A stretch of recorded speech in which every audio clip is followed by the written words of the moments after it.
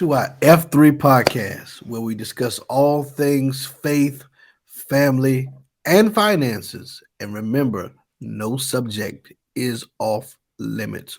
We are your hosts today. I am Dr. Lionel and Blair Sr., and I'm here with my lovely, gorgeous, perfect wife, Dr. Jasmine Blair. As always, we got a good one for you today. Yes, indeed. Thank you for the introduction. Thank you, everybody, for watching and listening. Go ahead and click like, share, and subscribe, and hit that notification button so you will be notified when our next episode premieres. So today we're going to be talking about stewarding your finances. I think this is a great topic for anybody because we all have finances and we all need to know how to manage them. Yes, indeed. And see, financial management is something that we counsel people in often. Yes, indeed. Often because this is a big issue. It definitely is. So before we get started, just a quick disclaimer. This is not official financial advice. All right. We advise you to sit down with a financial advisor and a professional to help you go through your unique information. This is intended to be informational and entertaining as well. And this is not intended to be official financial advice. Now that you know, let's talk about your money, honey. Okay. All right. So let's talk about these big bucks that people can't seem to keep. All right. That people cannot seem to keep. All right. So this is very important here, stewardship, because people think their answer to all their life's woes is more money. But it seems to me the more money you have, the less you steward. Or the less money you have, the less you steward. I find that it's bad stewardships on both ends. Mm-hmm. So more may be an answer for you, but if you don't deal with your mindset and your habits, come on. If you don't deal with your spending habits, your budgeting habits, okay, you are not going to see financial increase. That's it. You know, just because you got it don't mean you're supposed to spend it. There's nothing wrong with having more. Nothing wrong with having nice things. I like nice things. Absolutely. I like a lot of nice things, but I can afford what I like. Okay. Exactly. And I can afford what I wear. That's why I wear them. Okay. So the thing is that you have to be able to budget where you are, steward your finances for where you are. And stewarding looks different for everybody, but nevertheless, nobody is supposed to spend foolishly. But we all need to learn how to invest wisely. Absolutely. And, I think it's important for people to realize that we go through seasons of faith and having to trust God. And that is definitely something that's key. But then you go through a season where it's not about you trusting God. It's just about you being responsible. And, the reality of it is a lot of people make the mistake of using trusting God and faith in God as an excuse to be financially irresponsible. Oh, I'm just going to trust God. I understand you trust in God, but does trusting God mean you need to buy a whole new wardrobe? No, it doesn't. At that point, you should be buying what you need. Oh, well, I'm trusting God, but you out to eat every week. Every week you out to eat, but you trust in God not to supply your actual needs, but just to fulfill your gluttony. Can't cook. You see what I'm saying? Come on. So there's this place that we've got to get to and break up this religious lie. That's right. Trusting God is not an excuse to be financially ignorant and irresponsible. It's not. Yeah. It's not, because you have to grow to a place where you take ownership over your finances. You take ownership to steward what you're spending, how much you're spending, where you're spending it. And most people don't keep track of what they spend anyway. They don't keep track of what they spend. They don't know what they spend. They don't want to look at what they spend. Sometimes you looking at what you spend is the wake-up call that you need. If you don't know how much money you're spending on fast food, how much money you're spending on gas, how much money you're spending on going out and doing things. Again, nothing wrong with going out and doing things, but if you don't know how much money you're spending on it and you haven't budgeted for it, that's a problem. You've got to get to a place where if you are going to go out to eat and do all this stuff, there needs to be money set aside for it, and you need to be well aware of what you're cutting back or having to sacrifice or give up as a result. So you can say, okay, I like to eat. Here's my eating money, but this is where I'm cutting back, and I'm staying within a means that I have set for self-control. Self-control. And that's the reality of it. Most people just feel, oh, I'm trusting God. There is no self-control. There's no healthy boundary with what you're, even if it's something enjoyable, even if it's something that you need. How much are you spending? You can't spend $1,000 on clothes and groceries every month. Come on here. There still has to be a healthy boundary, a limit, a restraint that of your spending, because if you don't exercise some type of control over your spending, you can have $1 million and still be broke. You know, it's like that book and A Millionaire Next Door, and they talk about people being income affluent versus balance affluent. You can make a lot of money, but at the end of the day, your bank account tells the true story. There, a lot of money can flow through your hands. You can do a lot of things. You can buy a lot of things that have, but at the end of the day, your bank account tells the real picture of where you actually are financially. Yeah. And for a lot of people, where they actually are, they're looking at what they make, but they're not looking at what they have. It's just a high dollar amount of hand to foot, and you're just, the money's passing through, flowing through like water, and you're not retaining anything, you're not building anything, there's nothing being set aside, you have no hope for generational wealth, because your idea is every dollar I make is mine to just burn up and spend on whatever I want to. Yeah. And if that's your idea, if that's your understanding, you're not stewarding your finances the way that you should be. And you made a good point. It's a difference between what you make and what you have left over. Yes. And I've known, we've seen people make 6 figures. Bro, how you make 6 figures and brag about making 6 figures too, but you still broke. Can't give $25, can't give $50. Can't give nothing in the offering basket, can't pay your tithes and offering. Okay, but you over here trying to purchase a house. You over here trying to purchase a car. You over here trying to purchase all this and that. Okay. And you can't give nothing. You're living above your means. Absolutely. Just listen, just because you get $1 million don't mean you're supposed to go get a mansion. Yes. Okay. Come on, stay right there. Stay right there. That's good. Just because you get $1 million don't mean you go get a mansion. There are nice houses that has pretty good size and volume to them. Okay, maybe you should try one of those. Yes, you get $1 million. I remember I think it was Elon Musk. He had tweeted something, and he said he's been staying. This is a multi-billionaire. He said he's been staying in a $50,000 home, and he said that he likes the smaller houses because it's more homey, and I'm just paraphrasing what he said. So you have to love simplicity. There's nothing wrong with liking stuff. I like nice stuff, but I like simplicity. My wife will tell you I'm very simplistic. I'm not hard to please at all. Okay. I do like nice stuff. I like a little gold sometimes, I like gold. Bless the Lord. I like my gold, but outside of that, I'm very simplistic. I like clothes. I like a little Burberry, but my closet ain't full of Burberry. Okay, my closet full of Polo. Okay, and Polo ain't super expensive. Okay, either.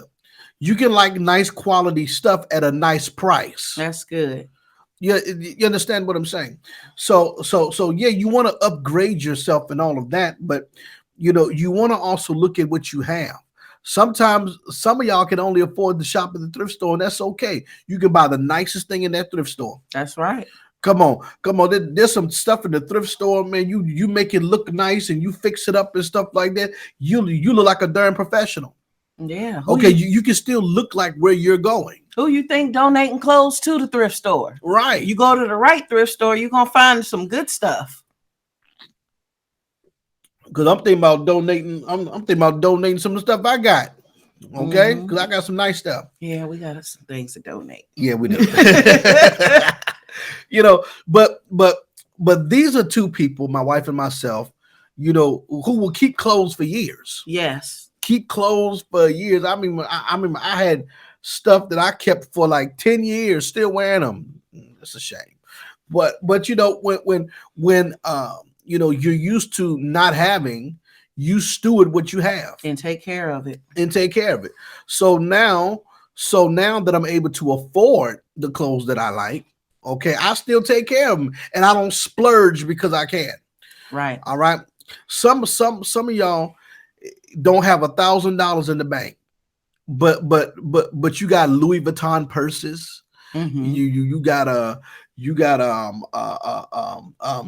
Gucci. How do you see? Here's a mentality of these people. I've seen people with Mercedes Benz in an apartment complex. Yep.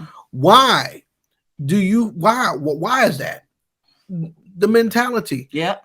You got some Toyotas that are nice. Get your Toyota. Get you a Hyundai. Them new Hondas are very nice. Listen. Okay. The new Hondas are nice. Okay. So why do you need a Benz? Because if you can't afford a house, you really can't afford a Benz. That part. But see, a lot of people buy cars because of how it makes other people perceive them. Mm-hmm. You trying to impress a bunch of people that ain't getting you paid. Mm-hmm. Huh? You trying to impress a bunch of people. Listen, if you don't affect my money, I don't care what you. I don't care how you view me. Okay, so when it comes to stewardship, you got to realize where you are and what you can manage and maintain. All right, what you can manage and what you can maintain. Because a lot of times we buy stuff we can't maintain. And you may be able to afford to take the Mercedes Benz off the lot, but you may not be able to afford the upkeep. Mm-hmm. That part. Huh? You may not be able to afford the upkeep. Okay. How much your oil change is? $300? Too much. oil change like 300, and I may have the numbers wrong, but it's high. And we gonna get on the battery. God forbid your battery, one of your batteries go out, because it got two. Mm-hmm. God forbid if one of your batteries go out. My God, battery like $1,000. Yeah. So you need to make sure that you can upkeep what you try to buy. That's very true. And that brings me to the next point, and you kind of hit on it. An increase doesn't mean to spend more. Right. And I find that a lot of people, as soon as you get an increase, as soon as you get a raise, you start spending more, just buying stuff that you don't actually need. When you get that increase, set it aside. Get that increase, but keep maintaining on the same level that you were already maintaining. Come on. That way you can start to build, or take that increase, or maybe a portion of that increase. Let's say you get an increase and you end up getting an extra $300 a month. Okay, how about you set $200 aside and you take $100 and start to apply that to some type of debt, and start working on getting out of debt. Sometimes your increase is not just for you to go buy stuff. You need to start looking at a bigger financial picture and looking at a greater future for yourself. Come on. But a lot of people, this is my increase, this is my blessing. And what are you doing? Out doing stupid stuff. Buying clothes, eating stuff, going to shows, going out of town, all this stuff that you don't need. And see, the problem that I have with a lot of people, especially until you shift your mentality, because we talked about that on the previous episode, on how it starts up here first. Until you shift your mentality, every little increase you think you get, you think you have to reward yourself. Don't you know how childish that is? That's a child. Oh, I got to get grade. What do I get? Do I get $1? Do I get this? Do I get that? Right. Every time you get an increase, you have to reward yourself. You have to have a cookie. You got to go out to eat. You got to go shopping. You got to treat yourself. You don't have to treat yourself every time you get an increase. You're grown. If you're actually sowing and living a good life, and you're speaking into your increase and speaking favor over your own life, it will happen. That's not something for you to reward yourself for every time you get some type of increase. And it's that unresolved place of gratification and that childish me, what do I get, what do I get, what do I get. That's why some of you can't get anywhere. That's why you have the spending habits that you do. Just like people emotionally eat, people emotionally spend. That's true. You know, we tend to joke as a society and a culture about retail therapy, but that's a real thing. People get all upset, then they go shopping, then they feel better. Why? Because they done bought them something that's new, nice, and shiny.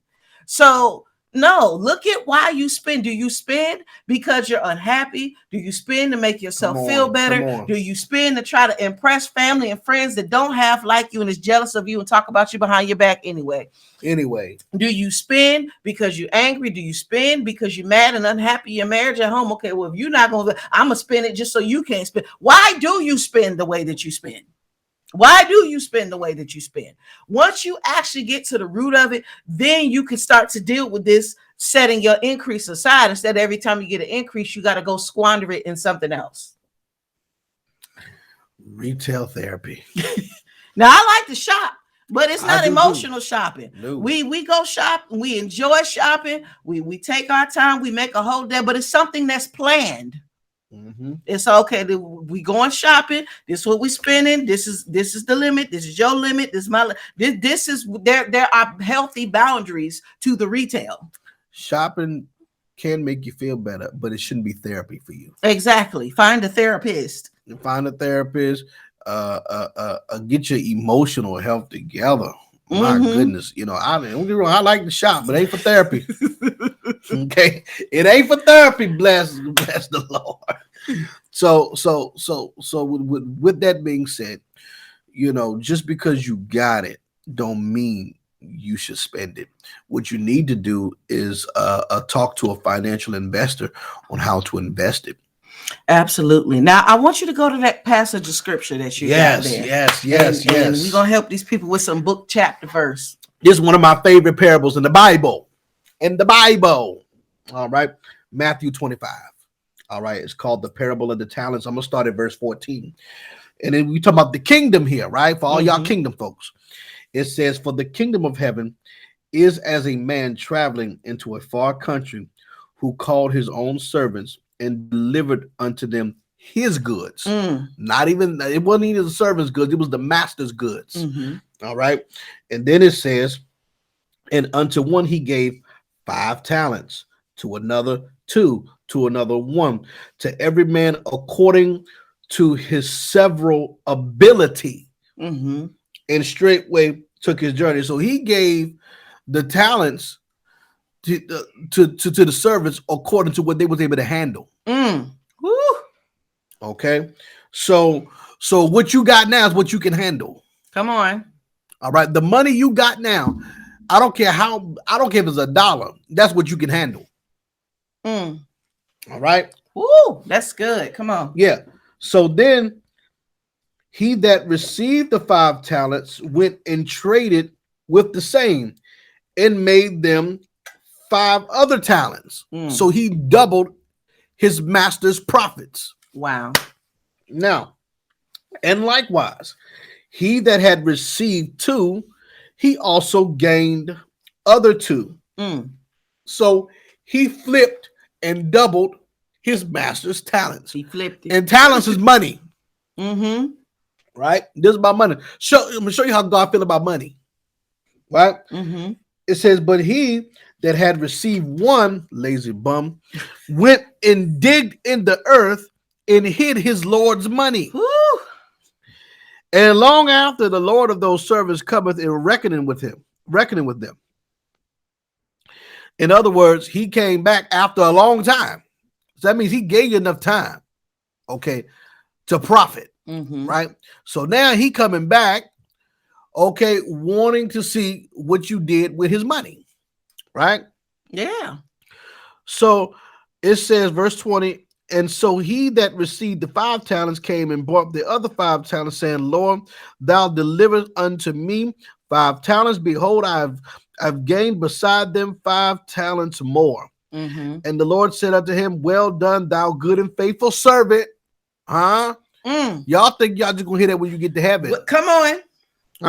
Well done, thou good and faithful servant. And it says, thou hast been what?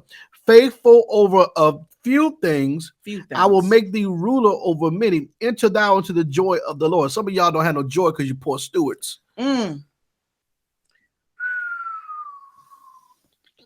Now check this out. It says, he also that had received 2 talents came and said, Lord, thou deliverest unto me 2 talents. And behold, I have gained 2 other talents beside them. His Lord said unto him, well done, good and faithful servant. Thou hast been faithful over a few things. Yeah, you were faithful over $1,000. You were faithful over $500. You was faithful over your $200. You was faithful over your $10,000. Y'all think that's a lot of money. They ain't a lot of money. Y'all were faithful over your $20,000. And you flipped it, right? Right. It says, thou hast been faithful over a few things. I will make thee ruler over many. Enter thou into the joy of the Lord. Right?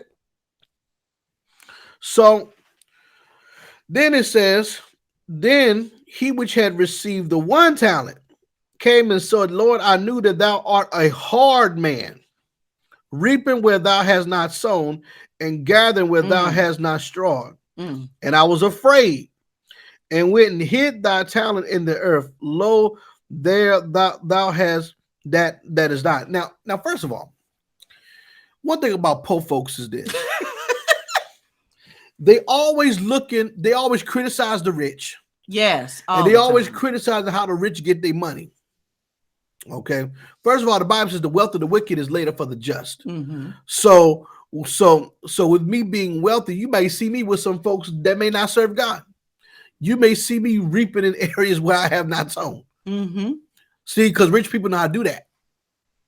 There's a strategy to that. Reaping where you have not sown. But see, there are other laws and business dealings and all that stuff behind that, right? But poor folks ain't privy to that, right? So you criticize it in an area where you're not even at. Come on. See, that's what poor people do. And these are the people that are the least productive, those that are the most critical. But listen, every super critical person I've ever met, poor, broke, don't got nothing. You still living in your mama's basement somewhere. Come on. Okay. You still living in a 2-bedroom apartment and there's 5 of y'all in there. Okay. Yeah. So then it says what? I was afraid. Another thing. He said, I was afraid. He had fear. Fear keeps you poor too. Because you won't step out and do nothing. You won't take a chance on nothing. Okay. You scary about everything. You're scary about everything. Some of you don't have nothing left to lose. You already don't got nothing. So you don't got nothing left to lose. So you need to step out there and do something with the little bit of money you got. Okay. It says what? Verse 20. And the Lord answered and said unto him, thou wicked, and slothful servant, thou knowest that I reap where I have not, where I sowed not, and gathered where I have not strawed. Thou oughtest therefore to have put my money to the exchangers, and then at my coming I should have received my own usury. In other words, you should have put it in the bank. You should have put it in the bank where it can draw some interest.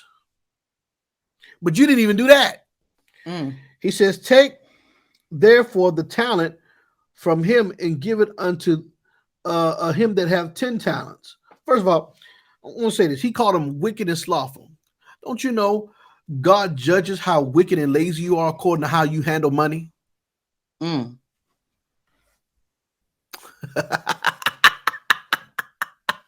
Yeah. See, a lot of y'all think money don't matter to God. It does.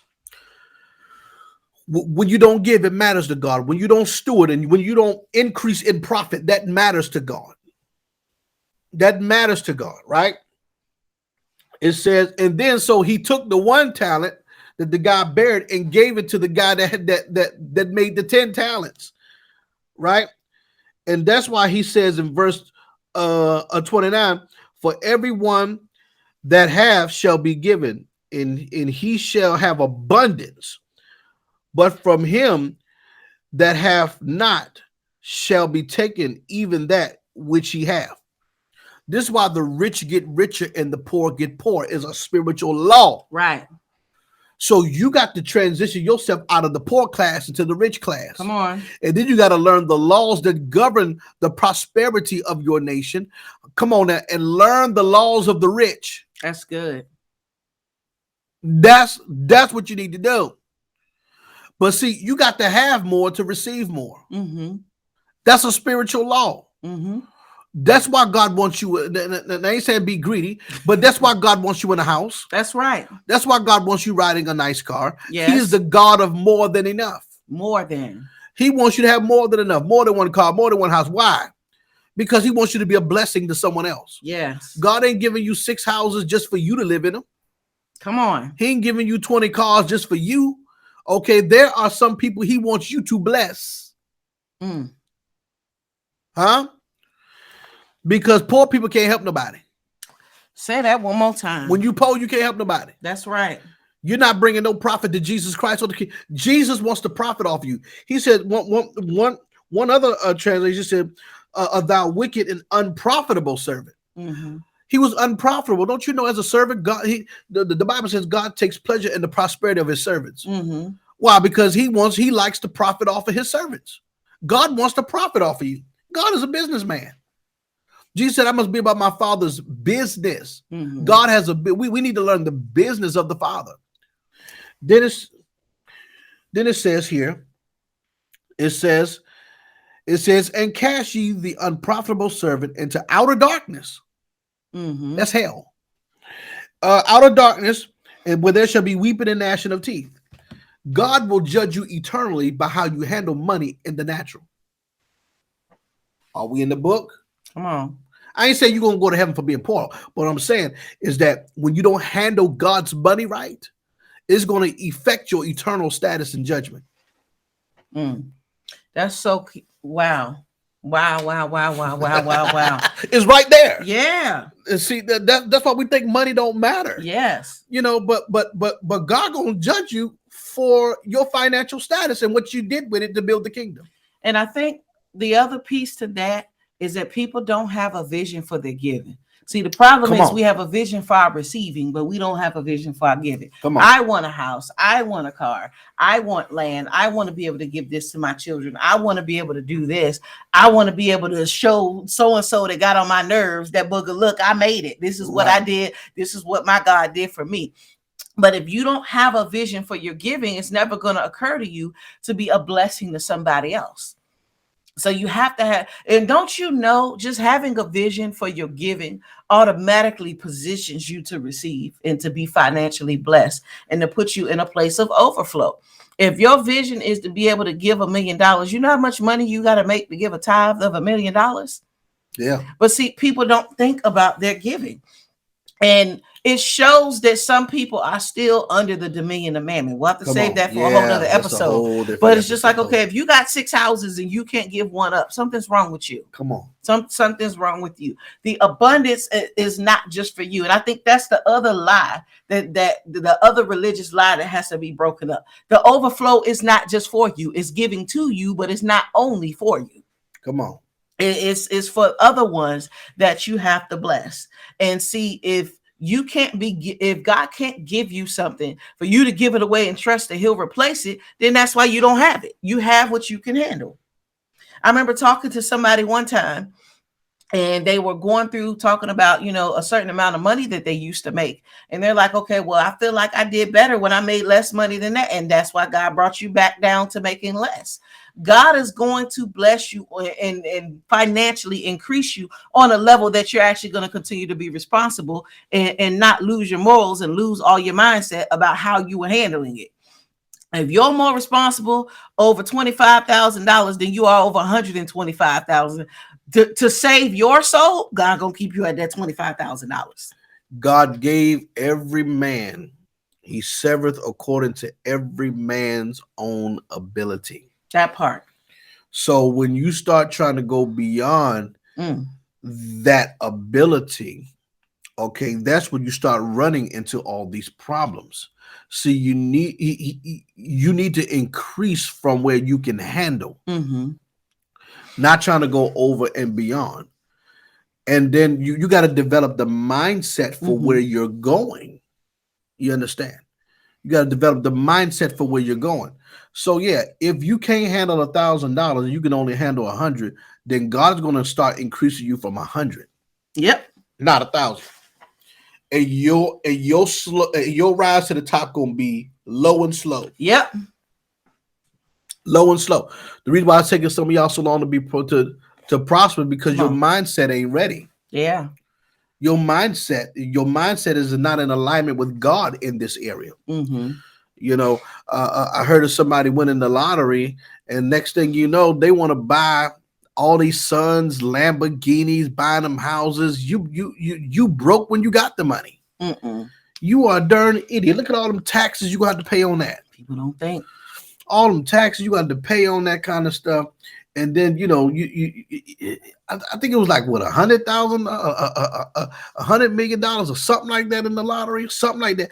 And I mean, just start buying a bunch of stupid stuff. $467 million. Oh, it was? Yes. Okay. $467 million. Okay. First of all, half of that gonna be chopped in taxes. Okay. Uncle Sam wants to take half of that. Okay. So that's so now we about at 223 point something million at that point. So half of it's gone. So at that point, and see, some people they don't want the payments in chunks. They want it all. That's dumb. That's dumb because you want to take care of a bunch of. If you can't handle it all at one time, don't get it all at one time. Know thyself. Give me over $400 million. I'll show you what to do with it. But that brings me to my next point. Find economical ways to reward yourself. If you are going to buy yourself something, now, didn't nobody say don't buy yourself nothing. Didn't nobody say don't reward yourself at times. Don't treat yourself. Sometimes, eventually, you're going to need new clothes, whether you want them or not. You're going to need new shoes. I mean, eventually, you're going to need a new car. These are things that are part of life. Okay, but find economical ways to reward yourself. Just because you need something, I need a new suit. Okay, but do you have to spend X amount of dollars on it? Wait till it goes on sale. Come on, find a clearance. See if you can. There are all these places have rewards and points and gift cards, and there are ways to get the things that you need without spending a bunch of money. I was talking to somebody a couple of weeks ago, and they were talking about, well, you know, I wanted to do this and I wanted to do, but this is expensive. I said, well, listen, find out when they have a sale. Don't you know a lot of companies have at least an annual sale? If they're not about to have a sale now because everybody about to start Christmas shopping and all that silly stuff, they have an annual sale. They have a biannual sale. Set your money aside, get what you need during the sale, and then you have enough. That way you can afford to get what you need and what you utilize at a price that is more economical. Just because you have it doesn't mean you have to pay full price. Who said because you got it that you have to pay full price? Yes, it's nice to be able to, but why pay full price just because you can when you could actually spend less and then be a blessing to somebody else with the rest of that money? Right. See, that's how I think about it. If I'm not going to pay full price, if I had in mind to pay $100 for something and I get it for $50, that means I now have $50 to bless with somebody else because I was going to spend the money anyway. Right. Why not be a blessing to somebody else and help somebody else with that same money? Yeah. But see, we think, well, it's mine. I mean, So definitely, do you have any closing remarks for the people? I think this was a loaded one. We're probably going to have to revisit this topic because there was a lot in here. Oh, yeah. So if we don't revisit it next episode, we'll revisit a couple episodes down the line. So what do you want to say in closing today? According to the book, okay, wise stewards, okay, God looks at that thing. Yes, he does. You know, and this is, these are the things that are part of our judgments when we stand before him. You know, because see, when he says, well done and good and faithful servant, that ain't just for doing good ministry and preaching the gospel. It's also equivalent to how you handle your money too. Absolutely. And kingdom resources. Absolutely. And you got to start looking at the resources that you receive, not just as something for you, but also something to advance the kingdom and to be a Yes. blessing to other people. And remember, you are receiving according to your own abilities. Find your abilities, increase your abilities, and you'll be able to increase what comes through your hands. So, listen, I want to thank you for joining us, everybody. Definitely make sure that you like, subscribe, and share. Hit that notification button. If you like what you're hearing, make sure you click the links in the description so you can find out how you can support our podcast so we can continue bringing you the same great content that we've been bringing you. Until next time, goodbye.